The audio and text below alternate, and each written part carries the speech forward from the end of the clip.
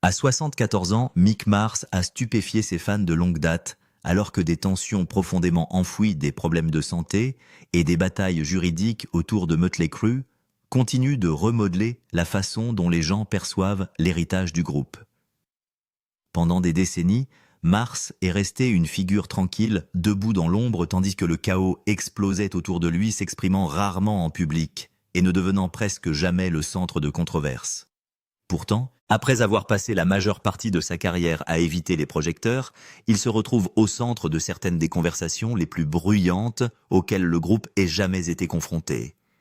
Et pour de nombreux fans, l'histoire qui se déroule désormais donne l'impression de voir Mötley Crüe sous un angle totalement différent. Bien avant que le monde ne le connaisse sous le nom de Mick Mars, il s'appelait Robert Allendale, né en 1950, et menait déjà une bataille qui allait tranquillement façonner le reste de sa vie. On lui a diagnostiqué une spondylarthrite ankylosante, une maladie inflammatoire chronique qui attaque lentement la colonne vertébrale et limite progressivement les mouvements au fil du temps. Cela n'arrive pas comme une blessure soudaine. Il agit lentement et sans relâche, fusionnant les vertèbres, augmentant la douleur et rendant les mouvements ordinaires plus difficiles d'année en année. Pour Mars, la douleur physique est devenue une partie de la vie quotidienne bien avant que la célébrité n'entre en scène. Au moment où il a atteint l'âge adulte, cette condition avait déjà commencé à modifier sa façon de bouger. Sa posture est devenue plus rigide, ses mouvements physiques plus contrôlés, mais il a refusé de s'éloigner de la musique. Au lieu de cela, il a passé les années 1970 à parcourir la scène des clubs californiens, jouant dans des groupes obscurs qui duraient rarement assez longtemps pour créer un élan. Des groupes comme White Horse et plusieurs autres projets oubliés allaient et venaient, lui laissant peu de reconnaissance mais des années d'expérience durement gagnées. Ces années difficiles sont devenues la base de son son. Alors que de nombreux guitaristes de la fin des années 1970 recherchaient la vitesse, le flash et les solos théâtraux.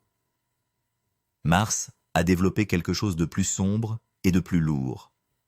Son style de guitare s'enracine dans les influences blues, la distorsion épaisse, le long sustain et le contrôle précis.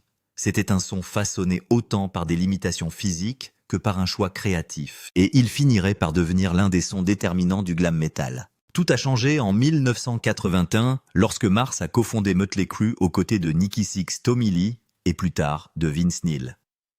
Los Angeles regorgeait de groupes de hard rock qui se battaient pour attirer l'attention sur le Sunset Strip et la concurrence était brutale. Alors que le reste du groupe se tournait vers des personnalités scandaleuses, des visuels sauvages et un chaos public, Mars est devenu le point d'ancrage musical qui maintient tout ensemble. Il a même joué un rôle dans la formation de l'identité du groupe, contribuant notamment à ce nom qui allait devenir légendaire. Lorsque Too Fast for Love est sorti en 1981, il a introduit un son brut et agressif qui a immédiatement distingué le groupe de ses concurrents. Le travail de guitare de Mars est devenu l'épine dorsale de l'album structurant le chaos entourant l'image du groupe. Puis vinrent Shout at the Devil en 1983, Theatre of Pain en 1985 et Dr. Feelgood en 1989, chacun poussant le groupe plus profondément vers la célébrité mondiale. Des dizaines de millions de disques ont été vendus et Mötley Crüe est devenu l'un des plus grands groupes de rock au monde. Mais tandis que la renommée du groupe explosait, la bataille physique privée de Mars devenait de plus en plus intense. Tout au long des années 1980 et 1990, il s'est lancé dans des tournées incessantes à travers l'Amérique du Nord, l'Europe et le Japon. Les immenses arènes étaient remplies de fans hurlants, mais dans les coulisses, chaque représentation exigeait une endurance physique douloureuse. Les longs vols, les horaires épuisants, les nuits tardives et les voyages constants ont intensifié les dommages que son corps subissait déjà. La spondylarthrite ankylosante ne fait qu'empirer avec le temps et Mars a ressenti cette progression de première main. À mesure que sa colonne vertébrale perdait progressivement sa flexibilité, même les mouvements de base sur scène devenaient plus difficiles. Tandis que ses camarades du groupe sprintaient sur des scènes immenses, Mars devait souvent rester plus contrôlé et stationnaire simplement pour protéger son corps. Le public a vu un guitariste légendaire jouer, mais il a rarement compris la douleur physique cachée derrière chaque performance. Au début des années 2000, l'intervention médicale n'était plus facultative. En 2004, Mick Mars a subi une opération chirurgicale majeure à la colonne vertébrale qui impliquait l'implantation de matériel métallique pour stabiliser sa colonne vertébrale. Il ne s'agissait pas d'une procédure mineure, ni d'une solution temporaire. Il s'agit d'une opération chirurgicale qui a changé sa vie et qui lui a permis de continuer à performer, mais dans des limites physiques de plus en plus strictes. Même après l'opération, il a refusé d'arrêter. Il a continué à tourner à travers des tournées de retrouvailles de grands festivals et des événements internationaux à grande échelle, tout au long des années 2000 et 2010.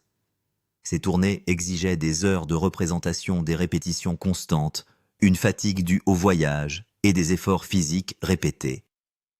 Pour Mars, chaque soirée sur scène devenait une bataille entre engagement professionnel et survie physique. Au fil des années, la tension est devenue plus difficile à cacher. Sa mobilité est devenue plus restreinte et le coût physique de la performance est devenu de plus en plus évident.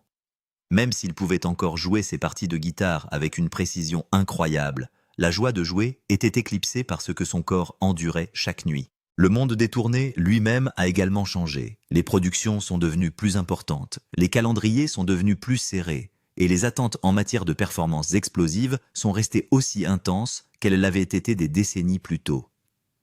Les exigences des tournées d'arènes modernes ont commencé à entrer en collision directe avec la réalité médicale de Mars. Ce déséquilibre est finalement devenu impossible à ignorer. Après des décennies de chirurgie de traitement contre la douleur et de limitation physique, Mars a finalement atteint son point de rupture. En octobre 2022, Mick Mars annonce officiellement qu'il ne tournera plus avec Mötley Crüe. La décision était directement liée à la progression de sa maladie et au fait que son corps ne pouvait plus supporter les exigences des tournées mondiales. L'annonce a choqué les fans, mais il y avait un détail important que beaucoup de gens ont manqué. Mars a clairement indiqué qu'il se retirait des tournées sans nécessairement quitter complètement le groupe. Cette distinction était importante, car Mötley Crüe était devenu bien plus qu'un groupe de tournée. Il s'agissait d'une entreprise massive bâtie sur des décennies de musique de marque de licence et de droits de propriété. Presque immédiatement après l'annonce de sa retraite, John V a été présenté comme le remplaçant du groupe en tournée. Connu pour son travail avec Marilyn Manson et Rob Zombie, John V s'est engagé dans l'une des positions les plus difficiles du rock. Mais pour de nombreux fans, son arrivée a marqué plus qu'un simple changement d'effectif. Cela a marqué le début de questions plus profondes sur la loyauté et l'héritage, et ce qui s'est réellement passé à huis clos au sein de l'un des groupes de musique rock les plus notoires. Et soudain, le guitariste discret, qui avait passé des décennies à l'arrière-plan, était devenu le centre de l'histoire sur laquelle tout le monde voulait des réponses. Sa nomination a été annoncée avant des engagements internationaux majeurs, notamment des spectacles à l'échelle du stade, qui ont poursuivi la résurgence des tournées mondiales de Mötley Crüe aux côtés de Def Leppard dans leur circuit en tête d'affiche. Cette transition garantissait que l'infrastructure live du groupe resterait opérationnelle sans interruption. Pour la première fois en 4 décennies d'histoire du groupe, Mötley Crüe effectuait des tournées majeures sans son guitariste d'origine. Depuis leur formation en 1981, Mars a été la seule colonne vertébrale instrumentale cohérente à chaque époque de studio, changement de line-up, rupture et réunion. Les observateurs et les fans de l'industrie ont immédiatement réagi, décrivant le moment de manière contrastée. D'une part, cela a été considéré comme une conséquence inévitable des réalités sanitaires visibles depuis des années, en particulier compte tenu de l'état de la colonne vertébrale documentée de Mars et de la mobilité réduite lors des performances ultérieures. D'un autre côté, cela a déclenché une discussion plus large sur la transition des groupes historiques vers de nouvelles configurations, où les membres fondateurs se retirent progressivement, tandis que la marque continue de fonctionner à pleine échelle commerciale. Mais pour Mick Mars, les ennuis n'étaient pas encore terminés. Guerre juridique et lutte pour l'héritage. Vu la façon dont ils sont branchés, si vous aviez pu être là, vous auriez vu mes supports en rack, les branchant et les déconnectant pour voir dans quelle direction cela sonnait le mieux. Début 2023. Mick Mars, qui avait été essentiellement tenu à l'écart de la structure commerciale et du contrôle de l'héritage du groupe, a intenté une action en justice contre ses anciennes costards. Le procès déposé devant la Cour supérieure du comté de Los Angeles en avril 2023 était centré sur des allégations selon lesquelles Mars avait été considérablement réduit à la fois en termes de participation financière et de pouvoir décisionnel au sein du cadre d'entreprise du groupe. Au cœur du différend se trouvait la question de la répartition des bénéfices, en particulier si sa participation et sa part des redevances avaient été modifiées sans son plein consentement. Mars a affirmé qu'il restait un actionnaire clé de l'entité Motley Crue et a fait valoir que des changements dans sa situation financière avaient été mis en œuvre unilatéralement suite à sa décision de se retirer des tournées. Mars a également contesté la façon dont les décisions étaient prises concernant les opérations commerciales du groupe, y compris les arrangements de tournées, l'utilisation de la marque et les négociations contractuelles liées aux performances live. Sa position était que se retirer de la scène n'équivalait pas à abandonner son rôle dans la structure sous-jacente du groupe. Après tout, il a contribué à la création du groupe en 1981. Cette distinction est devenue centrale dans l'argumentation juridique opposant participation à la représentation et droit de propriété. La réponse de Motley Crue fut immédiate et énergique. Les autres membres ont nié tout acte répréhensible et ont présenté la capacité réduite de tournée de Mars comme un facteur nécessaire à la restructuration de la programmation live. Leur position mettait l'accent sur le déclin de ses capacités physiques en raison de la spondylarthrite ankylosante, une maladie dégénérative de la colonne vertébrale qui avait nécessité une intervention chirurgicale majeure en 2004 et qui avait de plus en plus limité sa mobilité au cours des années suivantes. Le groupe a soutenu que les ajustements aux arrangements en matière de tournée et d'affaires avaient été apportés en fonction de la nécessité opérationnelle plutôt que d'une intention d'exclusion. Au fur et à mesure que les documents déposés et les contre-déclarations sont devenus publics, le différend s'est rapidement étendu au-delà du désaccord juridique privé et s'est transformé en un conflit largement rapporté dans l'industrie du divertissement. Des médias majeurs tels que Rolling Stone, Billboard et Variety ont couvert l'affaire de près en se concentrant sur le contraste entre le rôle de Mars en tant que force créatrice fondatrice et l'affirmation par le groupe de l'imitation fonctionnelle dans des contextes de performance live. Ce qui a transformé ce différend en quelque chose de plus grand qu'un désaccord entre groupes, c'est la façon dont la loi traite les partenariats comme Motley Crue. Dans des situations comme celle-ci, les tribunaux ne se soucient pas de l'image ou de l'héritage. Ils examinent les contrats, les pourcentages de propriété et les obligations fiduciaires. Si un membre comme Mick Mars détient une participation définie dans la société du groupe, cette participation ne peut généralement pas être réduite ou modifiée sans disposition contractuelle claire ou consentement. Le droit américain des sociétés et des sociétés en particulier dans la juridiction californienne où la poursuite a été déposée impose aux copropriétaires des obligations strictes de ne pas diluer unilatéralement la part d'un autre associé ou de ne pas l'exclure du processus décisionnel s'il conserve légalement la propriété. La distinction juridique clé dans le cas de Mars était la suivante. Le fait de prendre du recul par rapport aux tournées ne met pas automatiquement fin aux droits de propriété, sauf indication contraire explicite dans les accords préalables.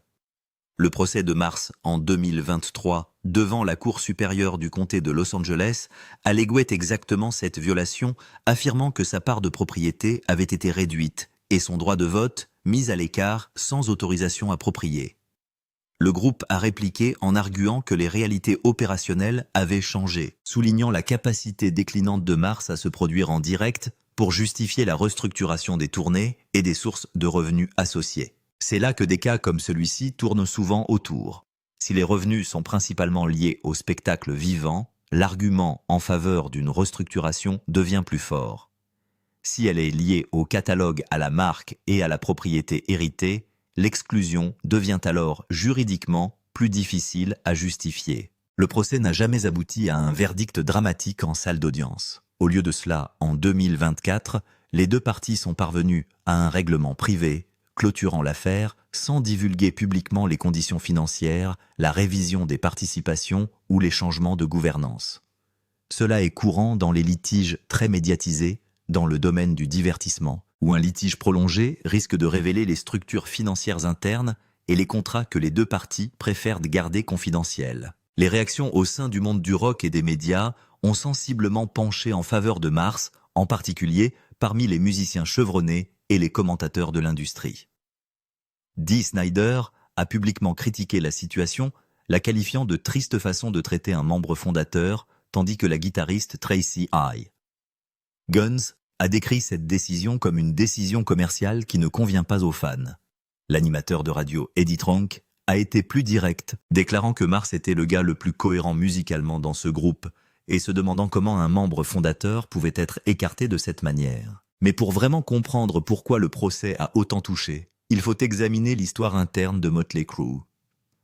Au milieu des années 1980, Motley Crue avait déjà atteint une position dominante mondiale, mais en interne, la structure qui le maintenait était constamment mise à rude épreuve. En décembre 1987, Nikki Sixx fait une overdose à Los Angeles. Les secouristes l'ont même déclaré cliniquement mort pendant environ 2 minutes avant de le réanimer avec des injections d'adrénaline. L'incident n'était pas seulement une crise personnelle. C'était un symbole de la trajectoire du groupe à l'époque. Sixx lui-même a décrit plus tard cette période comme une perte totale de contrôle. Dans le même temps, les problèmes juridiques et les relations très médiatisées de Tommy Lee le maintenaient dans une circulation médiatique constante, éclipsant souvent la production musicale du groupe. Les arrestations, les altercations publiques et la couverture médiatique des tabloïds ont créé un cycle dans lequel l'attention s'est détournée du travail du groupe pour se concentrer sur son comportement en dehors de la scène. La crise juridique et morale la plus grave remonte cependant au 8 décembre 1984. Vince Neil conduisait sous influence à Redondo Beach, en Californie, lorsque sa voiture est entrée en collision avec un autre véhicule entraînant la mort de Nicholas Razzle Dingley.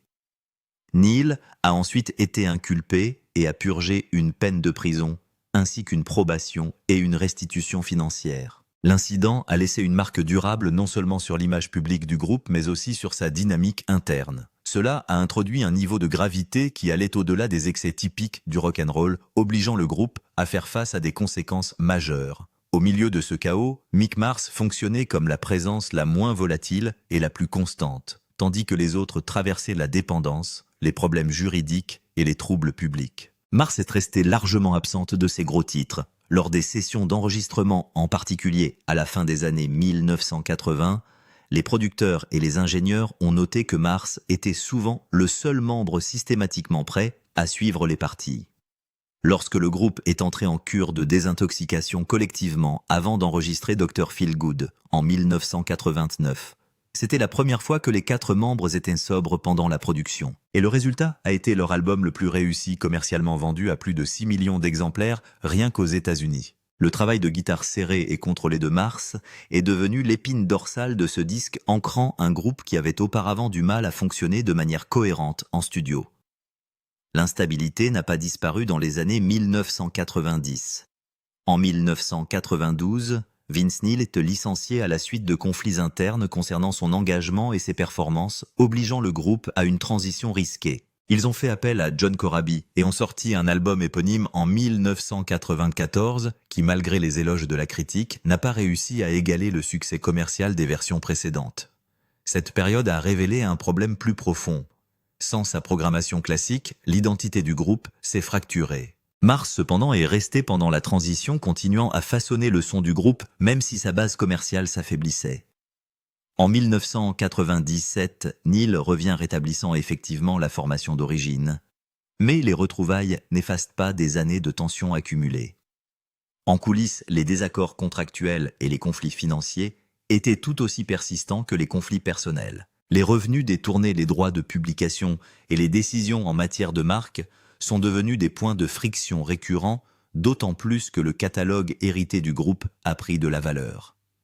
Leur autobiographie de 2000, In the Dirt, a mis à nu une grande partie de cette histoire, détaillant non seulement les excès, mais aussi les pannes internes qui ont failli mettre fin au groupe à plusieurs reprises. Le livre est ensuite devenu la base de l'adaptation Netflix de 2019. Même leur soi-disant dernier chapitre s'est avéré temporaire. En 2015, le groupe a signé un accord de cessation de tournée juridiquement contraignant et a donné ce qui était présenté comme son dernier concert, le 30 et 1 décembre à Los Angeles. Le contrat visait à empêcher de futures retrouvailles, une décision rare dans l'industrie. Pourtant, en 2019, cet accord a été annulé et le groupe est revenu pour une tournée des stades très rentable aux côtés de Def Leppard. À travers toutes ces phases, Mars est resté le fil conducteur. Sa contribution ne consistait pas à contrôler le récit, mais à préserver l'identité musicale qui rendait le groupe viable en premier lieu. Tandis que d'autres faisaient la une des journaux, Mars a soutenu le son. Ses riffs portaient la continuité à travers l'instabilité, permettant au groupe de se reconstruire à plusieurs reprises autour d'un noyau reconnaissable. Naturellement, on ne peut s'empêcher de sympathiser avec lui lorsqu'il a été mis à l'écart. Mais il n'a pas laissé cela être la fin. Rebirth in Isolation. En 2024, après des décennies en tant que guitariste fondateur de Motley Crue, Mars a sorti son premier album solo The Other Side of Mars. Il s'agissait du premier grand projet indépendant de sa vie, en dehors de la structure du groupe, qui le définissait depuis plus de 40 ans. L'album a été enregistré avec un changement délibéré d'environnement et de processus. Plutôt que de s'appuyer sur l'identité de son ancien groupe basé sur les tournées, Mars a construit le projet autour d'une collaboration en studio. Il a travaillé avec de nombreux musiciens confirmés, dont le producteur chevronné Michael Wagner, connu pour son travail d'ingénierie avec des artistes comme Metallica et Ozzy Osbourne. La programmation comprenait également des musiciens de session expérimentés tels que le claviériste Paul Taylor, le batteur Ray Luzier de Korn et le chanteur Jacob Bonton. Cette combinaison indiquait que le projet n'était pas une expérience parallèle, mais une déclaration artistique structurée, assemblée avec une intention professionnelle. Musicalement, The Other Side of Mars s'est éloigné du cadre glam metal qui définissait l'apogée commerciale de Motley Crue. Au lieu de cela, il s'est appuyé sur des textures plus lourdes et plus modernes, incorporant des éléments de rock industriel, une distorsion influencée par le grunge et une superposition de tons plus sombres. Le travail de la guitare est resté central, mais la production a mis l'accent sur l'atmosphère et la densité par rapport au style flashy et arène associé au rock des années 1980. Des morceaux tels que Loyal to the Lie et Killing Breed reflétaient des thèmes de tension, de défis et de lutte interne, renforçant le ton de l'album comme réfléchi plutôt que nostalgique. La réception critique s'est fortement concentrée sur ce changement de style. Les publications musicales et les médias axés sur le rock ont noté que Mars n'avait pas tenté de reproduire son succès passé, mais avait plutôt construit un son qui reflétait à la fois son âge et son expérience. Les critiques ont souligné le contraste entre les choix de production contemporains de l'album et les structures hard rock plus simples de ces années Motley Crue. Plutôt que de le positionner comme une continuation de l'héritage du groupe, les critiques l'ont présenté comme une réinvention ancrée dans l'indépendance artistique. L'un des aspects les plus déterminants de cette sortie a été la décision claire de Mars de ne pas faire de tournée pour soutenir l'album. Il a déclaré publiquement que les problèmes de santé persistants rendaient les performances live insoutenables. Cela a placé l'album fermement dans la catégorie des sorties réservées aux studios. Malgré cette limitation, Mars est resté actif dans le processus créatif. Les interviews et les discussions promotionnelles autour de l'album ont souligné sa concentration continue sur l'écriture, l'enregistrement et l'expérimentation dans l'environnement du studio. Il a décrit l'espace d'enregistrement comme sa principale maison de création. Commercialement et symboliquement, la sortie représentait une rupture nette avec le cadre de Motley Crue. Alors que le catalogue du groupe reste lié à des décennies de succès collectifs, les débuts solo de Mars le repositionnent en tant qu'artiste indépendant, opérant en dehors de cette structure. Le changement ne concernait pas seulement la propriété de la musique, mais aussi le contrôle de la direction de la collaboration et de la production, le tout sans les contraintes des cycles de tournée ou de l'image de marque du groupe. Eh bien, c'est tout pour l'instant. Merci d'avoir regardé. Avez-vous aimé cette vidéo?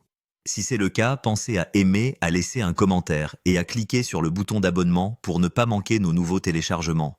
Ne manquez pas non plus cette vidéo que vous voyez sur votre écran en ce moment. C'est vraiment incroyable.